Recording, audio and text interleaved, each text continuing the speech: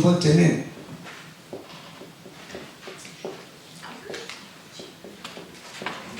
주기도문입니다.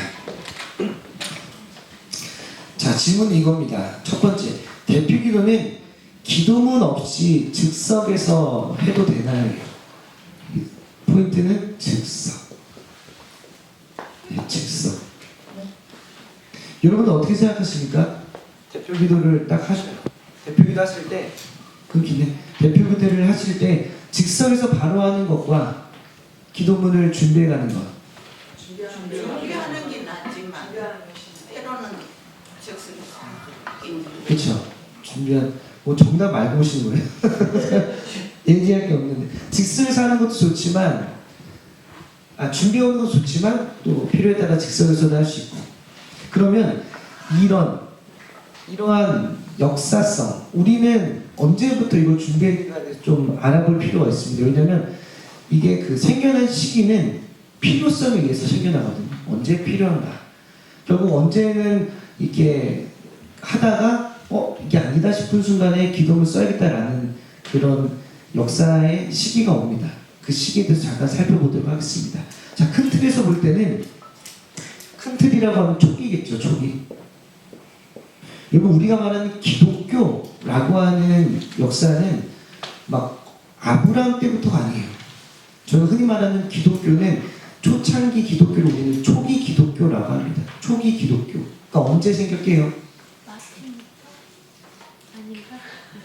네, 루터는 종교개혁가인데 그때 비슷한데 우리가 말하는 초기 기독교라고 하는 것은 1세기를 의미합니다. 예수님 태어나시고 돌아가시고 나서 누가 설교를 하죠?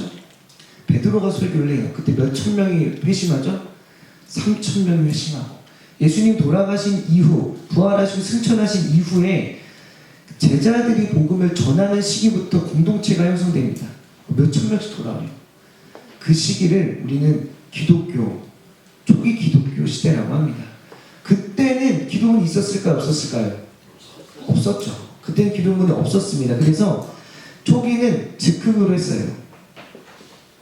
어디에 나오냐면 오늘 저희가 나눠드린 종이에도 보시면 두 번째 줄에 사도행전 2장 4절을 보시면 그들이 다 성령의 충만함을 받고 성령이 말하게 하심을 따라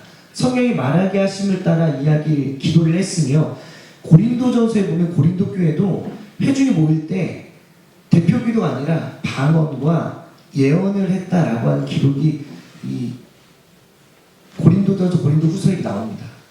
그때만 하더라도 공동체가 모였을 때 뭐 대표 기도 이게 아니라 모이면 같이 성령의 충만함을 받아 성령이 말하게 하신 대로 이야기를 했고 그래서 방언과 예언으로 기도했던 게 초기예요. 근데 이 초기에도 불구하고 이 유대교라고 하는 유대교는 그 전부터 있었거든요. 유대교는 역사가 엄청 길어요. 아브라함 때부터 다루는 게 유대교다 보니까 유대교는 엄청 긴데 유대교는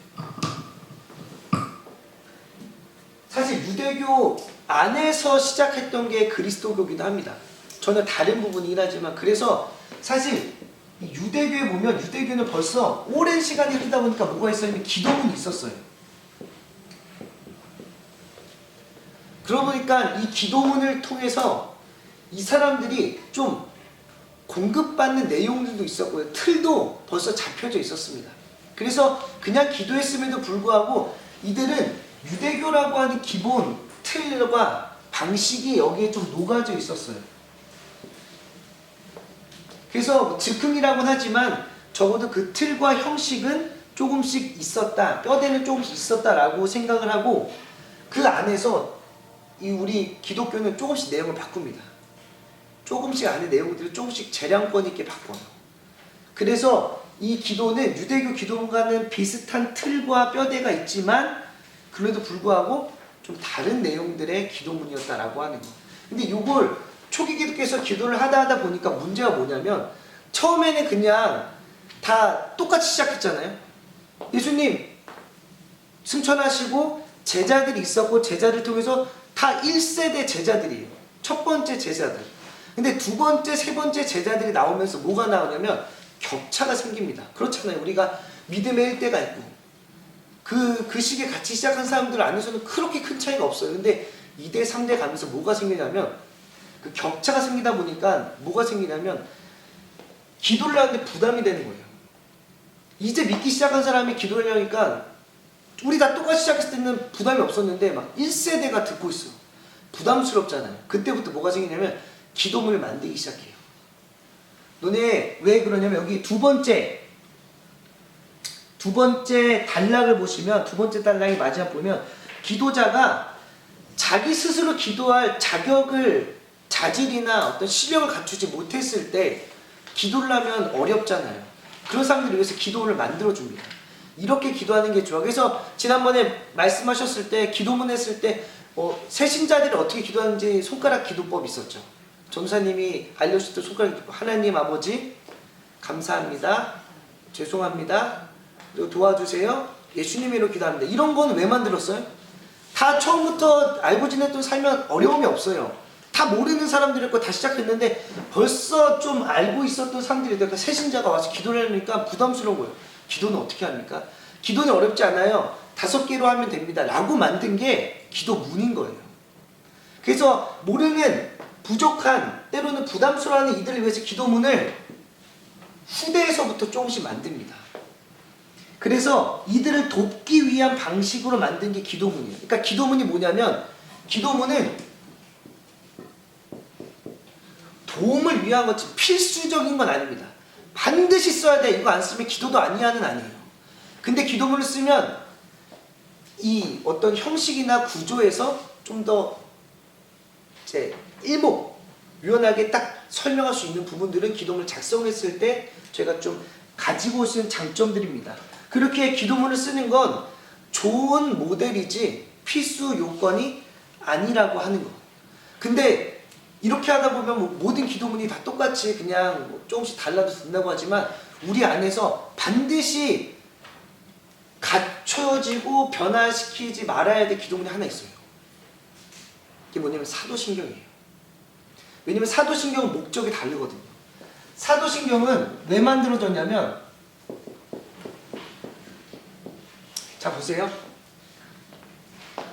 우리가 지금에서야 인터넷도 발달되고 교통도 발달되고 이제 뭐 소통하는 방식들도 발달되니까 저희는 지금 지구촌이라고 하거든요. 그러니까 진짜 내 옆에 있는 사람들에게 하는 것처럼 정보도 공유할 수 있고 내 이야기도 할 수 있는 게 지금 시대예요. 근데 이게 발달하기 전에는 소통이 가능합니까? 대화가 어려워요. 나랑 바다 건너 강 건너 하나 차이만 해도 이 고대에는 얘기를 못합니다. 그런 시대를 살아가는 사람들에게 뭐가 문제였냐면 예수를 믿는다라고 해서 곳곳에서 예수를 믿는데 뭔가 좀 달라요. 예를 들어 우리가 지금 교통 발달하지 않았을 때 충청도에서 방언이 따로 있었죠. 그리고 지역마다 경상도 방언이 있고요. 전라도 방언이 있어요. 왜 그럴까요? 그때는 이동이 쉽지 않았거든요. 그 마을 사람들이 그 사람이 그 사람이고 그들의 언어기 때문에 방언이 짙었어요. 근데 요즘은 방언이 짙지 않습니다. 왜냐하면 이사도 금방 가고 내 옆 사람이 강원도도 금방 가고 전라도 금방 가고 하니까 방언이라고 하는 게 지역적 특색이 좀 줄었지만 옛날처럼 산을 넘어야 되고 강을 건너야 되고 할 때는 소통이 안 돼요. 문제는 소통이 안 되니까 말이 다 달라요. 여기서는 예수님이 뭐 3일 만에 부활했다고 하는데 저기서는 막 5일 만에 부활했다고 하고 여긴 제자가 12명이라는 저긴 14명이라고 막 다 다르잖아요. 그때 뭐가 발생한 줄 아세요? 이단이 등장합니다. 전혀 다른 것들을 말해요. 그러면 이 교회가 어떻게 하겠어요? 그렇죠. 하나로 통일돼야 되죠. 하나로 통일되는 내용들을 모아놓은 게 뭐예요? 사도신경이에요. 우리 이걸 고백하는 사람들끼리는 하나야. 이걸 고백 못하면 그 사람은 다른 걸 믿는 사람이야 라고 했었던 게 사도신경입니다. 그렇게 사도신경은 변함이 없어요. 똑같은 기도문을 가지고 계속합니다. 그래서 사도신경 우리 마음대로 바꿀 수 없어요. 사도신경 좀 이상한데 우리 말로 좀 바꿔볼까로 해서 뭐 우리가 막 구절을 바꾸고 틀을 바꾸면 안 됩니다. 다른 기도문은 그런 게 없어요.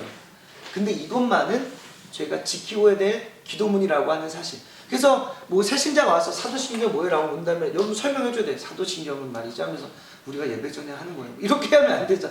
이게 어디서 왜 시작했고를 물어보는 이들에게 설명을 해준다라고 하는 거.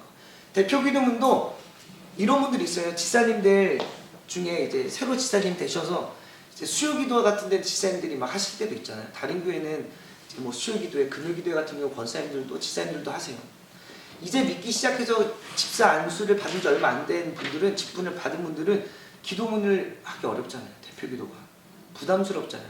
그때 기도문 써야 되는 것들은 그들의 도움을 위한 거지 필수는 아니다.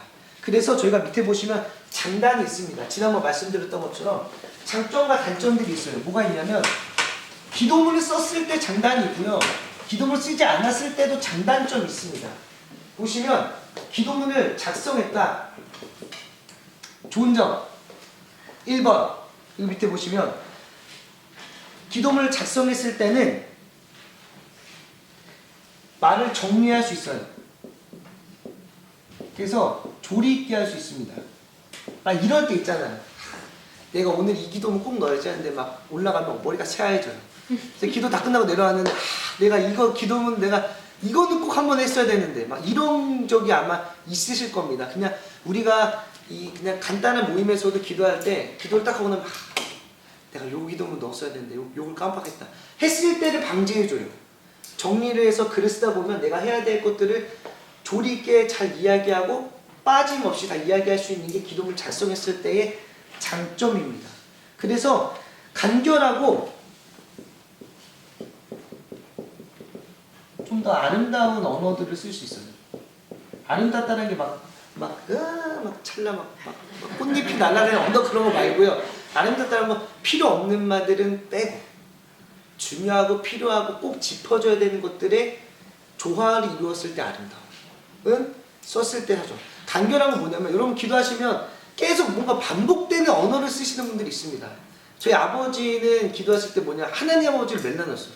단락마다 넣었어요. 하나님 아버지 도와주시고 하나님 아버지 인도에서 하나님 아버지 기도의 반을 하나님 아버지 빼면 5분 기도가 2분짜리가 돼요. 그러니까 3분은 하나님 아버지를 외치는 기도문이 아버지 제 기도였는데 그때는 듣는 사람이 한두 번이지 막 계속하면 힘들어요. 그래서 아버지 대표 기도하면 옛날에 어머님은 그놈의 하나님 아버지 좀 한 번만 넣으라고 성도님들이 계속 하나님 아버지 그거 꼭 말마다 이렇게 끊기면 막 하나님이지 그래서 하나님 아버지 막 이렇게 막 그 끊기는 지점을 연결하기 위해서 하나님 아버지를 넣으시는 분들도 있거든요.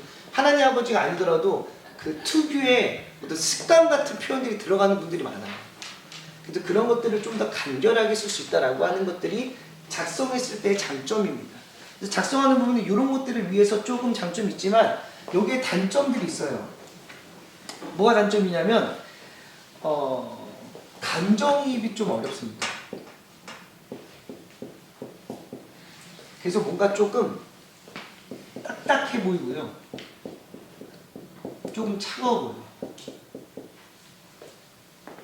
기도문 읽으면 이렇게 읽으면 하나님 아버지 오늘 도와주시고 이렇게 하다 보면 뭔가 마음을 안 담은 것 같은 느낌이 있어요. 가끔씩은. 그래서 글을 읽네 뭐 이런 느낌이 좀 받을 때도 있고 나 스스로도 뭔가 막 그냥 기도할 때 그냥 글을 읽고 내려오는 것 같은 그런 느낌이 있습니다. 그래서 듣는 사람도 좀 딱딱해 보여요. 막 좀 어떤 감정을 표현할 때 여러분 막 그냥 어떤 우리의 언어에 그 비언어적인 부분들이 있거든요. 꼭 말 표현이 아니더라도 어떤 억양이나 어떤 높낮이나 이런 게 있어요.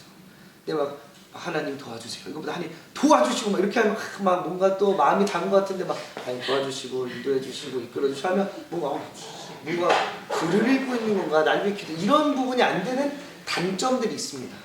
이게 작성했을 때의 장단들. 그러면 작성하지 않았을 때 거꾸로 해요. 거꾸로 붙이면 돼요. 작성을 안 했을 때 장점이 뭐냐? 그때 주시는 성령님의 어떤 영감과 음성이 있어요. 그래서 뭔가 막 불일 듯 하고 뭔가 막 좀 뜨겁고 막 기도의 용사분들 기도하시면 올라와서 기도하시면 막 그 불일 듯한 그 막 열정이 느껴질 때가 있습니다. 막 이런 부분들의 장점이 있어요. 근데 여기에 이런 장점이 있는 반면 두 번째는 중언부언한다고 하죠. 그렇죠. 뭔가 막 같은 말 반복하는 것도 있고 뭔가 했던 기도를 또 해요. 근데 약간 다르게 해요. 그래서 막 도와주시고 여기 밑에서 이끌어 주시고 그 밑에서 막 인도해 주시고 밑에서 붙들어 주시고 하면 이게 그 뭔가 표현이 비슷한데 계속 나오는 거예요. 이게 그런 부분에서 중언부언할 수 있다라고 하는 단점이 있습니다. 또 뭐냐면 지나치게 감정이 막 들어가잖아요. 그러면 뭐냐면 정리가 아니라 간결한 게 아니라 뭔가 실수하는 말들이 가끔씩 나와요.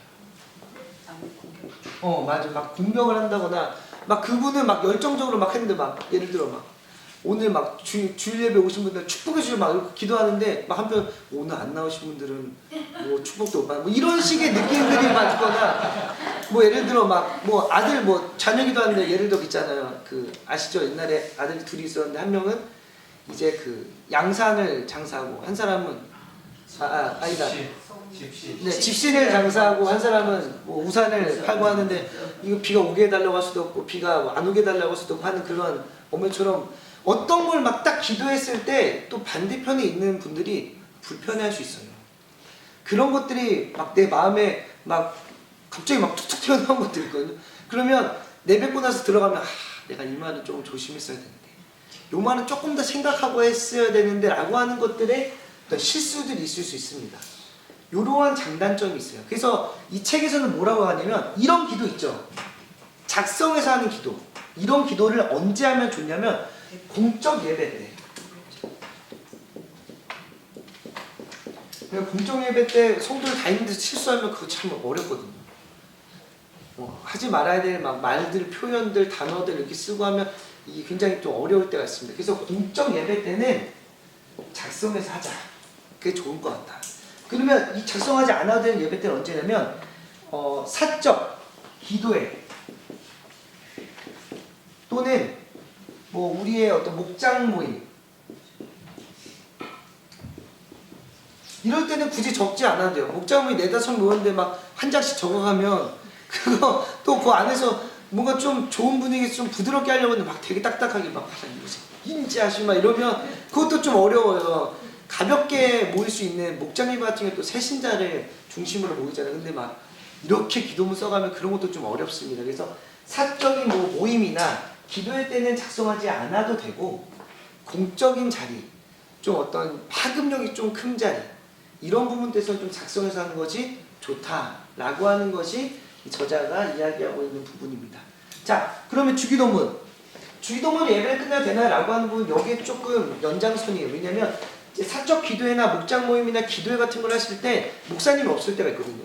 목사님 안 계셔도 기도회를 할 때가 있습니다. 중보기도 팀도 그렇고요. 하실 때 예배를 마치면 주기도문으로 예배나 기도회나 모임을 마치는 경우가 있어요. 근데 그 부분에 대해서 이제 괜찮은가? 새신자는 궁금할 수 있거든요. 막 예를 들어 지금 우리는 목장 모임이라고 하죠. 옛날에는 우리가 구역 예배 같은데 목사님 다 다니지 않잖아요. 새신자들은 궁금할 수 있어요. 구역 예배 때는 목사님 오시나요? 구역 예배 때는 어떻게 하나요? 뭐 이제 예배가 끝날 때 우리 저 주일 예배 때는 주기도문 끝내고 하는데 여기 목사님 축도가 끝나는데 여기서는 목사님 축도 없어도 되나요? 이렇게 질문할 수 있거든요. 그때 우리가 이 주기도문에 대해서 조금 더 생각을 해봐야 됩니다. 주기도문이 뭔지 아시죠? 모르시? 이런 게 실수예요. 이런 거 하면 안 돼요. 자, 아시는데 주기도문이 뭐냐면 주의 기도문이에요. 예수님이 하신 기도문입니다. 성경에 쓰여져 있죠. 예수님이 하신 기도문. 어디서 기도하셨죠? 십자가 지시기 전에 기도를 하신 내용이 그쵸. 겟세마네에서 기도하신 내용이 주기도문의 그 내용들입니다. 그래서 이 주기도문을 보시면 이 주기도문은 예수님 이전에 있던 기도문은 아니에요. 우리를 말하면 여기 초기 기독교에서 제자들이 듣고 이거는 주님의 기도문으로 우리가 마땅히 배우고 드려야 될 기도문이다라고 해서 주기도문도 사실은 고정돼 있어요. 여러분 뭐 기도문은 작성은 필수적이지 않다 해서 주기도문을 바꾸자, 우리 이 내용 좀 뒤집어보자, 좋은 표현 넣어보자 이러면 안 됩니다. 주기도문도 약속된 기도문이에요. 이 주기도문 같은 경우는 언제 되냐면 뭐 정확한 연도가 찾기 어려워요. 근데 기록에 보면 여기 보시면 뭐냐면 4세기 교부 예루살렘의 시릴이라고 하는 사람이 세례자들에게 행한 설교를 보면 성만찬 예식 때 성만찬 기도가 끝난 후에 주기도문을 했다고 합니다. 왜냐하면 예수님이 계셨을 때 예배가 지금 같은 예배가 아니었거든요. 모여서 밥 먹는 거였어요. 그리고 예수님 돌아가시기 전에 첫 번째 돌아가시기 직전에 행했던 최후의 만찬에서 뭘 하셨죠? 성만찬을 하셨죠. 그래서 돌아가기 전에 이것이 내 몸이니 이것이 내 피니 라고 했었던 게 옛날 이야기가 아니라 예수님이 돌아가시기 직전 최후의 만찬 때 하셨던 게 성만찬입니다. 그걸 기억하기 위해서 이 실이라고 하는 사람은 성만찬 때 그 기도를 한 거예요. 예수님의 기도는 이때가 잘 어울리겠다. 예수님이 성만찬 하셨으니까. 그래서 주기도문 지금처럼 예배가 끝날 때 했던 게 아닙니다. 언제 했어요? 그렇죠. 예배 성만찬 때 성만찬 마지막 기도였어요. 예수님은 그러한 형식의 예배를 드리지 않았거든요. 우리 같은 형식의 모여서 밥 먹고 예수님의 은혜 가르치시고 이런 모임에 하다 보니까 이 성만찬에 예수님의 마지막 만찬 때 하셨던 성만찬에 주기도문을 넣는 게 적당하겠다 싶어서 넣는데 언제부터 이게 바뀌냐면 이 주기도문은 종교개혁 이후부터 바뀝니다. 왜냐하면 이 성만찬을 계속 유지하던 교단이 어디였어요? 종교가? 카톨릭이 무슨 의미인지 아세요? 카톨릭은 보편적인이라는 뜻이에요. 이게 뭐냐면 그 당시 종교는 카톨릭 하나밖에 없었거든요. 태어나면 카톨릭 신자예요. 태어나면 카톨릭, 왜냐면 국교였거든요. 나라의 종교가 카톨릭이었습니다. 그래서 그냥 뭐냐면 내가 믿습니다 안 하고 내가 그냥 그 나라에 태어나면 나는 카톨릭 신자였어요. 내 선택이 아니에요. 내 믿고 하는 선택이 아니에요. 태어나는 나라가 내 종교입니다. 그때가 카톨릭 보편적이었는데 이때는 모든 사람이 카톨릭이었죠. 근데 이때 카톨릭의 교리가 잘못됐다고 시행된 게 뭐냐면 종교개혁이에요. 이게 이제 개혁, 프로테스탄트라고 하는 단어가 반항자들 이런 뜻이거든요. 프로테스탄트에서 나온 게 기독교예요. 여기서 기독교가 나옵니다. 그래서 사실은 카톨릭이라고 하는 어떤 큰 기반에서 빠져나온 게 기독교예요. 유대교의 큰 기반에서 빠져나온 게 초기 기독교, 그리스도교였고 여기서 나온 게 우리가 지금 말하고 있는 개신교입니다. 이때 나오면서 뭐가 없어진 줄 아세요? 카톨릭은 옛날에 매일 성만찬 했거든요. 성찬이 매주 있었어요. 매주. 예배 때마다 성찬했어요. 왜냐면 자신들의 구원을 유지시켜주는 도구가 성만찬이었거든요. 이걸 하면 내 구원은 보장돼가 사실은 그래서 옛날에 성만찬 굉장히 중요했어요. 예수님 초기 당시에 또 사실 그렇게 지냈는데 개신교가 뭐라 했냐면 너네가 지금 하고 있는 거 예수님 때의 그런 정신이 아니야. 넌 지금 잘못됐어. 왜냐면 이게 안일하게 만들어줘요. 이것만 하면 내 구원은 됐어. 막 잘못 저지러 와서 성만찬하고 그럼 날 또 구원은 보장돼. 이런 식으로 변질됐습니다. 그때 개신교가 매일 성찬이 없어져요. 매일 성찬이 없어지면 주기도문이 어떻게 돼요? 없어지겠죠. 성찬 때 끝날 때 기도를 주기도문으로 했는데 이게 없어지니 기도문이 있어요 없어요? 없어요. 그럼 얘를 어떻게 해야 될까? 하다가 예배의 한 중간쯤에 사실은 넣습니다. 주기도문을. 근데 이게 한국에 들어오면서 한국에서 여기 보시면 되게 뜻밖인데 이거를 예배를 시작하거나 끝맺는 순서로 넣은 건 성결교단이 처음이래요. 우리 성결교단이. 성결교단에서 그걸 처음으로 보이는데 이 성결교단은 예배에 축도나 주기도문으로 예배를 끝맺는다라고 하는 어떤 약속들이 있었습니다. 근데 그 약속이 왜 생겼는지 아세요? 그때 목회자가 없었거든요. 목회자가 많이 없다 보니까 우리 예배 끝낼 때 우리 끝내는 약속 하나 하자. 주기도문으로 예배를 끝내자. 때로는 주기도문으로 예배를 시작하자. 목사님이 안 계시니. 그랬던 전통이 지금까지 내려온 겁니다. 그래서 지금 이런 사적 모임이나 기도회나 목사님이 계시지 않은 자리에서 사실 기도하는 이 주기도문으로 예배를 마치는 경우는 굉장히 자연스러운 일이에요. 그래서 새신자 혹시나 뭐 이렇게 디테일하게 물어보지 않겠죠. 옛날 가톨릭의 보편적 이런 거에서 설명하실 필요는 없어요. 근데 여러분들은 아셔야 돼요. 왜냐면 좀 더 깊숙이 질문할 수는 있거든요. 그러니까 여러분들은 아시고 설명해 주실 때는 원래 주기도문이 한국에 들어왔을 때 목사님이 안 계셨을 때 이제 모임과 예배를 마칠 때 써서 지금까지도 그렇게 해 라고 설명해 주면 되는데 좀 더 디테일하게 들어오면 이런 과정들도 좀 설명이 필요하다라고 생각이 되어서 준비를 했습니다. 그래서 이 내용도 마찬가지예요. 이 내용도 굳이 막 대표기도문 즉석에 써야 되는 아니 이렇게 하면 돼 라고 했는데 그러면 그게 맞는 거예요? 신학적으로 뭐 잘못된 거 아니에요? 라고 했을 때 여러분들이 앞에 내용들을 알려주셔야 돼요. 예수님 승천했을 때 대표기도문이 없었어. 초기에는 없었어. 근데 나중에 이 기도를 못하고 있는 이들, 좀 이 믿음의 신앙의 격차를 가진 이들이 어려워하니까 기도를 만든 거야. 그건 도움을 주기 위해서 만든 거지 필수는 아니야. 이런 것들을 물어보는 애들에게는 해줘야겠지만 처음부터 온 사람들 굳이 옛날 4세기 때 말이야 이렇게 할 필요는 없다라고 하는 거 기억해 주시면 될 것 같고요. 오늘 그래서 이 대표기도와 주기도에 대해서 좀 한번 살펴보는 시간을 가졌습니다. 질문 있으신가요? 시간 보니까 질문 있으시면 안 될 것 같아요. 그래서 제가 잠시 기도하고 마치고요. 궁금하신 거 있으면 저한테 따로 연락 주시면 제가 또 아는 범위에서 같이 좀 나눠보도록 하겠습니다. 잠시 기도하겠습니다.